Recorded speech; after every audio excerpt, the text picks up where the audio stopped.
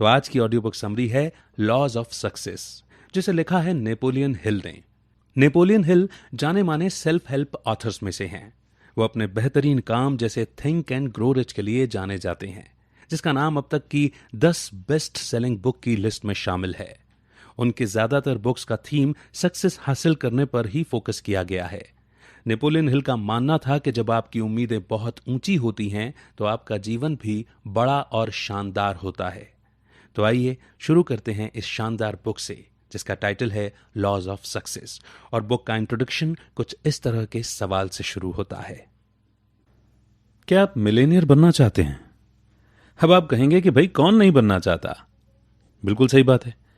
आजकल किसी को सक्सेसफुल तभी माना जाता है जब वो करोड़पति होता है। मगर पहले कामयाब लोगों की सक्सेस पैसों से नहीं आंकी जाती थी, पर आज समय बदल गया है। अब तो इतने लोग मिलेनियर की गिनती में आ गए हैं कि उन्हें उंगलियों पर नहीं गिना जा सकता। अरे आप उदास मत होइए, आप उनसे अलग नहीं हैं। आप भी वो सब हासिल कर सकते हैं जो उन्होंने किया है। आपको सिर्फ लॉज ऑफ सक्सेस के बारे में जानने की जरूरत है। ये बुक सक्सेस और पैसा दोनों कमाने के लिए एक बहुत प्रैक्टिकल बुक है। आप जो सबक इस बुक में सीखेंगे उन्हें असल में जिंदगी में आजमाया जा चुका है, इसीलिए निश्चिंत रहें कि यह बिल्कुल काम करता है। दुनिया भर के हजारों मिलेनियर इसी का तो इस्तेमाल करते हैं। यह बुक आपको सेल्फ डिस्कवरी यानी खुद को खोजने के रोमांचक सफर पर ले जाएगी।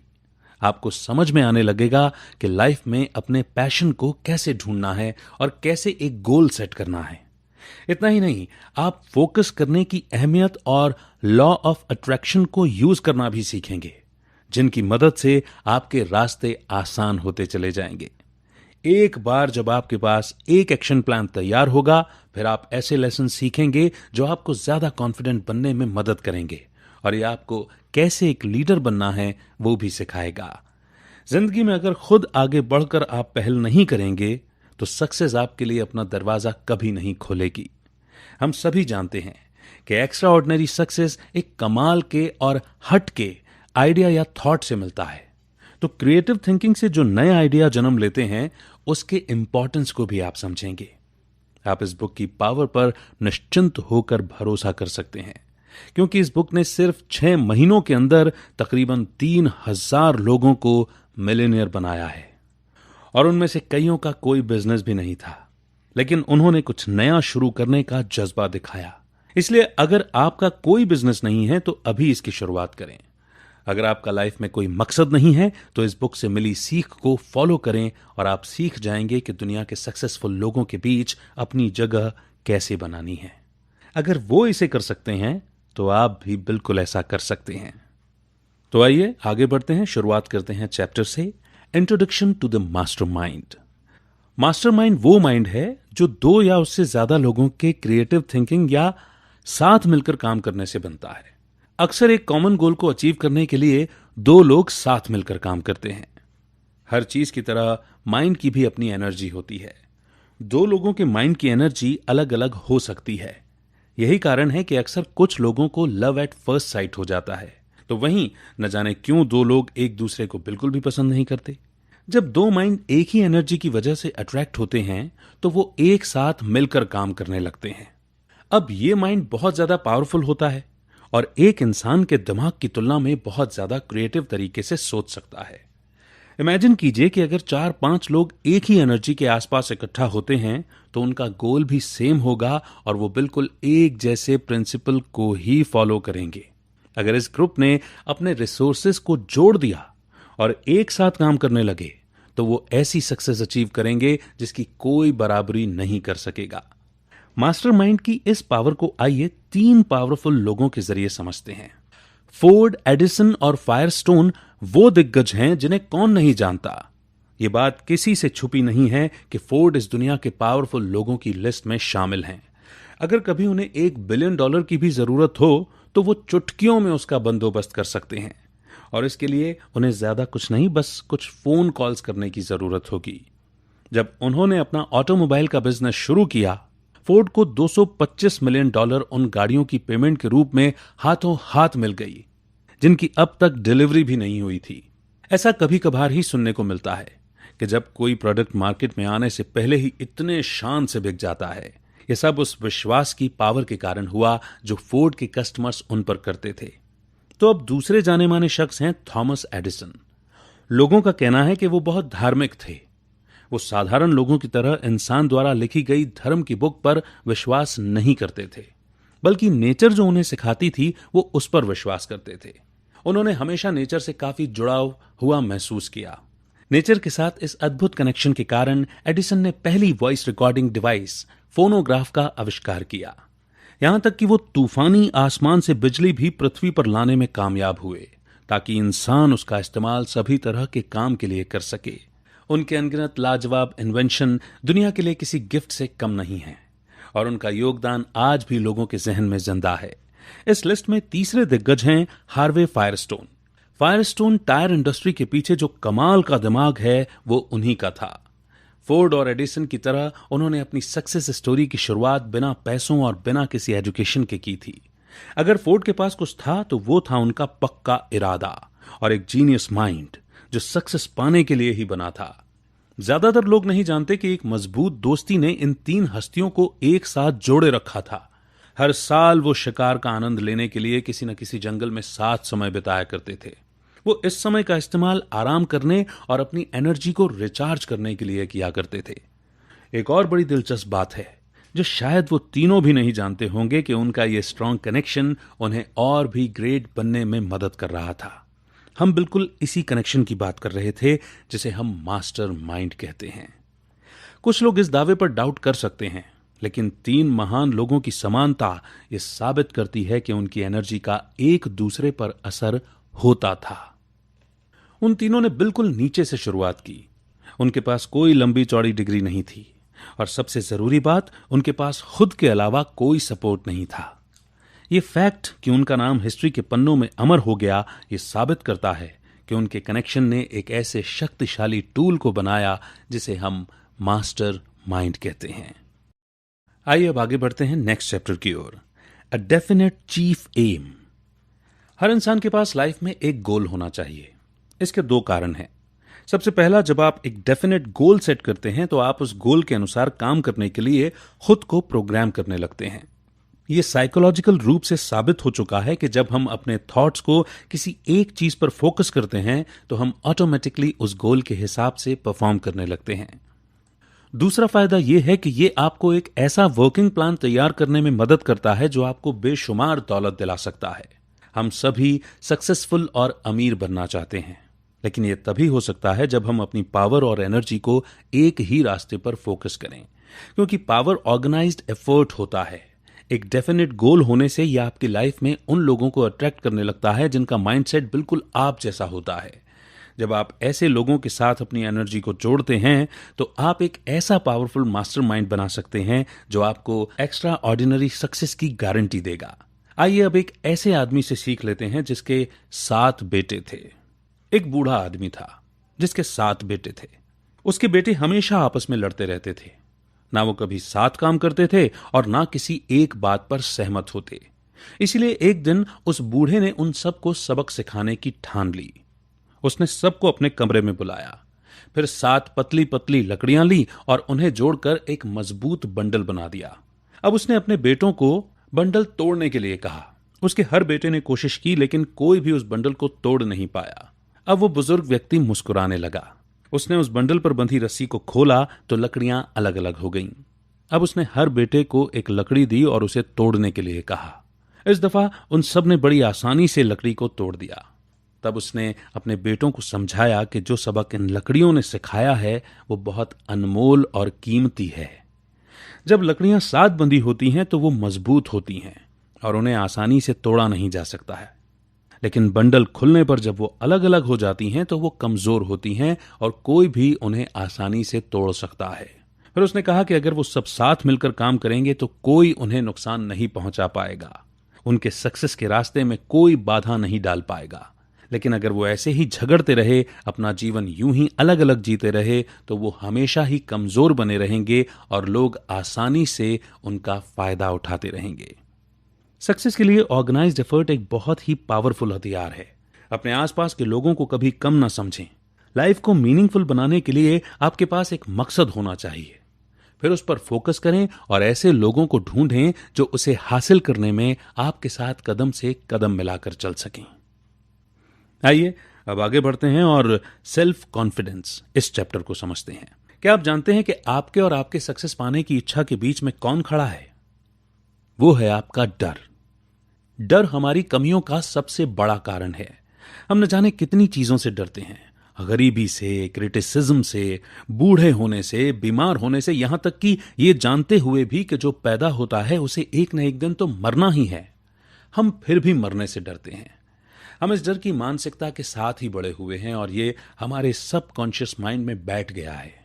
इसीलिए हमारे डर पर काबू पाने के लिए हमें कॉन्फिडेंट होने की और ऑटो सजेशन को इस्तेमाल करने की जरूरत है। खुद पर कॉन्फिडेंस रखें और हमेशा पॉजिटिव सोच बनाए रखें और ऑटो सजेशन के लॉ को अपना चमत्कार करने दें। जब आप किसी गोल पर अपना पूरा ध्यान फोकस करते हैं तो आप अपनी लाइफ में वो सब कुछ अट्रैक्ट करने लगते हैं जो आपके रास्ते को आसान करता चला जाता है। अगर आपको लगता है कि आपके सपने बहुत बड़े हैं तो सेल्फ कॉन्फिडेंस आपका सबसे अच्छा दोस्त होता है। आइए इसे दुनिया के एक बेहतरीन सेल्समैन से सीखते हैं। चार्ली हमेशा घबराने वाला डरपोक किस्म का लड़का था। सभी जानते थे कि वो दब्बू था और आसानी से बात मान लेता था। चार्ली का मानना था कि शांति और सुकून से जीने के लिए आपको चुपचाप और पीछे छुप कर जीना चाहिए ताकि किसी का आप पर ध्यान ही ना जाए। एक दिन चार्ली ने सेल्फ कॉन्फिडेंस पर एक लेक्चर सुना।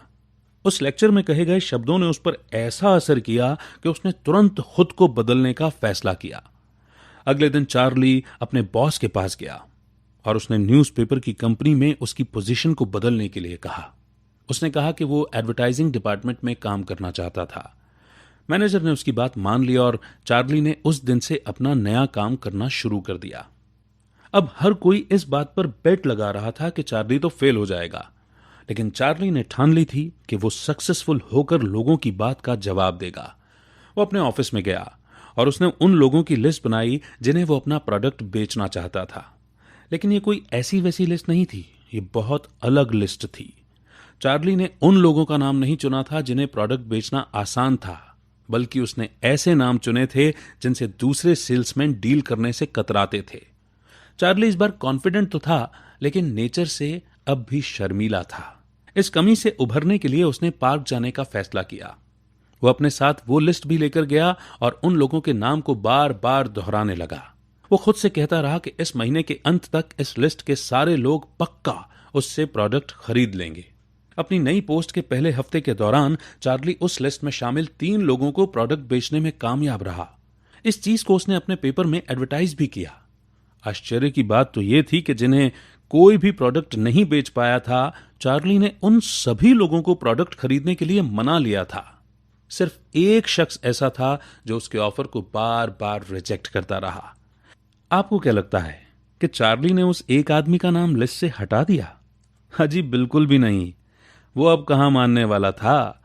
अगला महीना शुरू हो गया, लेकिन चार्ली ने लोगों के नाम की कोई नई लिस्ट नहीं बनाई, बल्कि उस एक नाम पर ही अड़ा रहा। पूरे महीने हर सुबह वो उस क्लाइंट को फोन करता और वो हर बार उसे मना कर देता। महीना खत्म होते होते आखिर एक दिन उस आदमी ने चार्ली से पूछ लिया कि वो क्यों उस पर अपना टाइम बर्बाद कर रहा था, जबकि वो अच्छे से जानता था कि वो उसका ऑफर एक्सेप्ट नहीं करेगा। चार्ली ने इसका जवाब बड़ी चतुराई से दिया। उसने कहा कि हर रोज फोन करने से वो उस हर बहाने के बारे में जान पा रहा था जो एक कस्टमर किसी सेल्समैन को मना करने के लिए करता है। इससे वो एक ऐसी स्ट्रेटजी बना सकता था कि उसके पास कस्टमर के हर बहाने का एक बेहतरीन उपाय हो और जिसे सुनने के बाद वो कस्टमर किसी भी सूरत में प्रोडक्ट खरीदने से मना न कर पाए। चार्ली का जवाब सुनकर उस आदमी को बड़ा ताज्जुब हुआ। वो चार्ली के लगन और खुद पर जो उसका अटल विश्वास था, उसकी तारीफ किए बिना नहीं रह पाया। उसने चार्ली की धुन को देखकर आखिर एक एडवर्टाइजिंग पोस्ट खरीदने का मन बना ही लिया। ये डील चार्ली के करियर का सबसे इंपॉर्टेंट सौदा साबित हुआ। इस अकेले डील ने चार्ली को दुनिया का सबसे फेमस सेल्समैन बना दिया। और क्या ये बताने की जरूरत है कि इसी की वजह से चार्ली एक मिलियनेयर बन गया था। तो जो अपने काम की धुन में रमा रहता है, सफलता झक मारकर उसके पास चली आती है। और आइए कामयाबी पाने की अगली सीढ़ी यानी कि अगले चैप्टर की ओर बढ़ते हैं, जो है द हैबिट ऑफ सेविंग। क्या आप जानते हैं कि अगर किसी काम को बार बार करो तो वो हमारी आदत बन जाती है। अब ये आदत अच्छी भी हो सकती है और बुरी भी। एग्जाम्पल के लिए, पैसे बचाना हर सक्सेसफुल आदमी की आदत है। ये एक बहुत पावरफुल हैबिट है जिसे हम अक्सर नजरअंदाज करते हैं। पैसे बचाने के लिए आपको अपने इनकम को एक खास तरीके से अलग अलग चीजों में डिस्ट्रीब्यूट करने की जरूरत है। आपको हर महीने अपनी कमाई का कम से कम 10% बचा कर रखना चाहिए। अगर आप 20% बचाते हैं तो फिर क्या कहने। पैसे बचाना फाइनेंशियल इंडिपेंडेंस का रास्ता होता है। आप अपनी सेविंग से नए प्रोजेक्ट्स शुरू कर सकते हैं जिससे और ज्यादा पैसा जनरेट होगा। इस तरह यह आपको बहुत सक्सेस और उससे भी ज्यादा पैसे देने की गारंटी देता है। आइए एक ऐसे नौजवान किसान की कहानी सुनते हैं जिसने अपनी छोटी सी बचत को एक बड़ी रकम में बदल दिया था। सैम ने बेहतर मौकों की तलाश के लिए अपने खेतों पर काम करना छोड़ दिया। काम ढूंढते ढूंढते उसे एक दिन एक प्रिंटिंग प्लांट में जॉब मिल गई। वहां उसने साथ काम करने वाले एक आदमी को हर हफ्ते $5 बचाते हुए देखा। वो इस बात से काफी इंप्रेस हुआ और उसने खुद इसे फॉलो करने का मन बनाया। उस प्लांट में 3 साल तक काम करने के बाद सैम $900 बचाने में कामयाब रहा। वो कहते हैं ना कि समय कभी एक जैसा नहीं रहता, तो ऐसा ही कुछ उस प्रिंटिंग प्लांट के साथ भी हुआ। उस प्लांट के ओनर्स का लगभग दिवाला निकल गया था और अब वो ये बिजनेस बंद करने की सोच रहे थे। उस वक्त सैम के अकाउंट में $900 थे और वो उन ओनर्स की मदद करना चाहता था। इसीलिए उस बिजनेस में उसने अपने पैसे इन्वेस्ट किए और इसके बदले में उसे प्रॉफिट में 50% हिस्सा दिया गया। अब जरा सोचिए कि अगर सैम पैसे नहीं बचाता तो क्या ये मौका उसके हाथ से निकल नहीं जाता। पैसे इन्वेस्ट करने के बावजूद उसने अपनी जॉब छोड़ी नहीं, बल्कि अपनी सैलरी के साथ साथ उसने हर साल $25,000 का प्रॉफिट भी कमाया। सैम ने कभी नहीं सोचा था कि उसके साथ ऐसा कुछ होगा, लेकिन जिंदगी में अक्सर मौके हमारे दरवाजे पर तब दस्तक देते हैं जब हमें उसकी सबसे कम उम्मीद होती है। क्योंकि सैम ने पैसे बचा रखे थे तो वो किसी भी अच्छे मौके का स्वागत करने के लिए बिल्कुल तैयार था। इससे कोई फर्क नहीं पड़ता कि आप कितना पैसा सेव कर पाते हैं। वो कहते हैं ना कि बूंद बूंद से घट भरे। तो आपकी छोटी से छोटी बचत कब एक बड़ी अमाउंट बन जाएगी आपको पता भी नहीं चलेगा। और क्या पता सैम की तरह जिंदगी आपको भी किसी दिन एक कमाल का अवसर दे दे। हाँ, इसमें कोई दो राय नहीं है कि 20% बचाना या आज के जमाने में 10% बचाना भी किसी चैलेंज से कम नहीं है। कई बार बैठे बिठाए यूं ही पैसे खर्च हो जाते हैं, या हमारे कुछ ऐसे दोस्त भी होते हैं जो बस मजे और एंटरटेनमेंट के लिए हजारों रुपए उड़ा देते हैं। लेकिन आपको थोड़ी कोशिश करके, अपना मन पक्का करके अपने गोल पर फोकस करना होगा। अब इस कहानी में ही देख लीजिए, सैम बहुत गरीब था, बड़ी मुश्किल से उसका गुजारा हो रहा था, लेकिन वो बहुत स्मार्ट था। उसने पैसे बचाने की इस अद्भुत आदत की ताकत को समझ लिया था।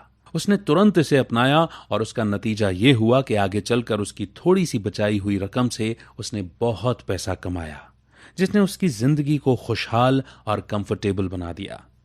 आप भी ऐसा कर सकते हैं, बस थोड़ी सी कोशिश करने की देर है। तो आइए अब आगे बढ़ते हैं और चलते हैं नेक्स्ट चैप्टर की ओर, इनिशिएटिव एंड लीडरशिप। कॉन्फिडेंस एक महान लीडर का सबसे बड़ा गुण होता है। आप इसे उसका सबसे खास हथियार भी कह सकते हैं, क्योंकि इसी के दम पर वो लोगों को मोटिवेट करने और उनमें जोश भरने में कामयाब होता है। किसी पर डिपेंडेंट हुए बिना अपने दम पर हर काम को कर गुजरने के जज्बे के बिना आप एक महान लीडर नहीं बन सकते। अगर आपके बॉस को आपको ये बताने की जरूरत नहीं पड़ती कि आपको क्या क्या करना है, तो इसका ये मतलब है कि आप में आगे बढ़कर पहल करने की एबिलिटी है और आप बखूबी अपनी सभी जिम्मेदारियों का ध्यान रख सकते हैं। पहल करना या इनिशिएटिव लेना सक्सेस के लिए बहुत इंपॉर्टेंट क्वालिटी होता है। लाखों कमाने वाले बिजनेस ओनर बनने के लिए आपको एक अच्छा एफिशिएंट लीडर बनना होगा। लीडरशिप कोई चीज नहीं है जो आपको लक से मिल जाएगा या आप घर बैठे ऑनलाइन खरीद सकते हैं। इसके लिए आपको आगे बढ़कर सही समय पर सही डिसीजन लेना होगा। इसका बेस्ट एग्जाम्पल है माइक्रोसॉफ्ट। दुनिया के कोने कोने में फैले इस बिजनेस एम्पायर की शुरुआत 2 लड़कों की दोस्ती से हुई थी, और वो 2 जीनियस हैं बिल गेट्स और पॉल एलन। वो दोनों ही प्रोग्रामिंग को बेहद पसंद करते थे, और तो और उनके पास इसके अलावा बात करने का कोई टॉपिक ही नहीं होता था। 1974 में पॉपुलर इलेक्ट्रॉनिक्स मैगजीन में बड़ा ही दिलचस्प आर्टिकल छपा था। इस आर्टिकल ने उस समय तहलका मचा दिया था, क्योंकि उसमें दुनिया के पहले कंप्यूटर के बारे में लिखा था जो आम लोगों के इस्तेमाल के लिए बनाया गया था। उसका नाम था अल्टेयर 8800। जब बिल और पॉल ने आर्टिकल पढ़ा तो वो जानते थे कि अगर वो इस मशीन के लिए कोड लिखने में कामयाब हुए तो ये टेक्नोलॉजी की फील्ड में किसी बड़े रिवॉल्यूशन से कम नहीं होगा। इसीलिए उन्होंने फैसला किया कि वो खुद इसका कोड लिखेंगे। 2 महीनों तक दोनों बस इस मशीन के लिए बेसिक लैंग्वेज की कोड लिखने में जुट गए। उन्हें न दिन की सुध थी न रात की। सबसे मजेदार बात तो यह थी कि उनके पास वो मशीन भी नहीं थी, क्योंकि सिर्फ कोड बनाना काफी नहीं था, उसे मशीन में डालकर चेक करना भी तो बहुत जरूरी था। वो दोनों उस वक्त हार्वर्ड यूनिवर्सिटी में पढ़ते थे। उन्होंने वहां मौजूद अल्टेयर से मिलता जुलता PDP-10 मशीन का इस्तेमाल किया। उस वक्त अगर उनके पास कुछ था तो वो था उनका कॉन्फिडेंस और कुछ अलग करने का जुनून, और उनके जीनियस माइंड के बारे में कौन नहीं जानता। कोड तैयार होने के बाद उन्होंने एड रॉबर्ट से कांटेक्ट किया, जिन्होंने अल्टेयर बनाया था। कोड को टेस्ट करने के लिए पॉल उनके हेड ऑफिस गए, और फिर जो हुआ वो हिस्ट्री बन गया। एड की कंपनी का नाम MITS था। जब कोड को मशीन में डाला गया और मशीन ने रिस्पॉन्ड करना शुरू किया तो वहां पर काम करने वालों के लिए ये किसी चमत्कार से कम नहीं था। एड ने तुरंत कहा कि वो बिल और पॉल के साथ काम करना चाहते थे। फिर उन्होंने कॉन्ट्रैक्ट साइन किया और ऐसे माइक्रोसॉफ्ट जैसे यूनिक ब्रांड का जन्म हुआ। बिल और पॉल का काम इतना बेहतरीन था कि वो बहुत जल्द ही दिन दुगनी रात चौगनी तरक्की करने लगे। लेकिन वो यहां रुके नहीं, बल्कि आगे बढ़ते रहे। इसका सबसे बड़ा कारण था कि वो हर बार अल्टेयर के लिए नया कोड बनाकर उसे और भी बेहतर बनाने की कोशिश में लगे रहे। बिल और पॉल सिर्फ अपने आइडिया की वजह से सक्सेसफुल नहीं हुए, बल्कि हर वो चीज जो उनके काम आ सकती थी उसे आजमाने का उनमें जो अटूट विश्वास था उसने उन्हें इतना ऊपर तक पहुंचाया है। वो कभी एक्सपेरिमेंट करने से या फेल होने से डरे नहीं। प्रोग्रामिंग उनका पैशन था और वो उनके लिए इतना आसान था मानो उनके लिए बस वो एक खेल हो। वो लगातार एक्सपेरिमेंट करके नए नए आइडिया और कॉन्सेप्ट लाते रहे। कभी किसी ने उन्हें नहीं बताया कि उन्हें क्या करना है, कैसे करना है। उन्होंने जो किया अपने दम पर किया, और इसे ही लीडरशिप कहते हैं। और अब अगला चैप्टर है इमेजिनेशन। इमेजिनेशन वो पावर है जिससे आप अपने मन में कुछ भी क्रिएट कर सकते हैं। जब तक आपके माइंड में एक क्लियर पिक्चर नहीं होगी तब तक आपके पास एक क्लियर गोल भी नहीं हो सकता। और देखा जाए तो इमेजिन करने की एबिलिटी के बिना आप कॉन्फिडेंट या एक अच्छे लीडर नहीं हो सकते। आज हम आपको ऑटो सजेशन नाम की एक टेक्निक के बारे में बताएंगे। जब आप एक ही चीज पर फोकस करने लगते हैं, माइंड में उसकी पिक्चर को इमेजिन करने लगते हैं, तो ऑटोमेटिकली आप ऐसा एक्शन लेने लगते हैं जो आपके गोल को हासिल करने के लिए चाहिए, क्योंकि आपके इमेजिनेशन पर आपका पूरा कंट्रोल होता है। तो आप जो चाहते हैं उसे हासिल करने से आपको कोई नहीं रोक सकता। तो चलिए इस इमेजिनेशन की ताकत के बारे में क्लेरेंस सॉन्डर्स की कहानी से समझते हैं। क्लेरेंस एक छोटे से रिटेल स्टोर में ग्रॉसरी क्लर्क के रूप में काम करते थे। वो एक साधारण आदमी थे जो साधारण सी जॉब करते थे और हर हफ्ते के $20 कमाते थे। एक दिन क्लेरेंस एक कैफेटेरिया में कुछ खरीदने के लिए गए। जब वो लाइन में इंतजार कर रहे थे तो क्या होगा अगर जैसे थॉट्स उनके माइंड में चलने लगे। उन्होंने कैफेटेरिया में सेल्फ हेल्प या सेल्फ सर्विस वाले प्रिंसिपल पर गौर किया कि वो किस तरह काम करता है। उन्होंने इसी प्रिंसिपल को ग्रॉसरी स्टोर में अप्लाई करने के बारे में सोचा। यह आइडिया बहुत ही सिंपल था और एकदम नया भी नहीं था। लोग इससे अच्छी तरह वाकिफ थे। अब क्लेरेंस अपने आसपास कनेक्शन ढूंढने में लग गए। वो काफी क्रिएटिव थे और उन्होंने अपने इमेजिनेशन का इस्तेमाल एक नए माहौल में इस पुराने आइडिया को यूज करने के लिए किया था। उन्होंने सेल्फ सर्विस वाले पिगली विगली स्टोर्स की शुरुआत की। इस इनोवेटिव थिंकिंग ने क्लेरेंस को हफ्ते में $20 कमाने वाले एक आम लड़के से एक सक्सेसफुल मिलेनियर बना दिया। अगर आप गौर करेंगे तो क्लेरेंस ने उन सभी चीजों का इस्तेमाल किया जिसकी अब तक हमने बात की है। क्लेरेंस को एक क्रिएटिव आइडिया आया जिसने उन्हें एक गोल सेट करने के लिए मोटिवेट किया। उनका मकसद बहुत बड़ा था और वो अपने आइडिया से इस दुनिया को बदलना चाहते थे। उनकी सबसे बड़ी खासियत यह थी कि वो बहुत फोकस्ड थे। उनके इस पावरफुल थॉट के साथ यूनिवर्स की भी शक्ति थी, क्योंकि वो लॉ ऑफ अट्रैक्शन का इस्तेमाल कर रहे थे। जब आप पूरे दिल से कुछ पाना चाहते हैं तो ये यूनिवर्स उस इच्छा को पूरा करने में लग जाती है।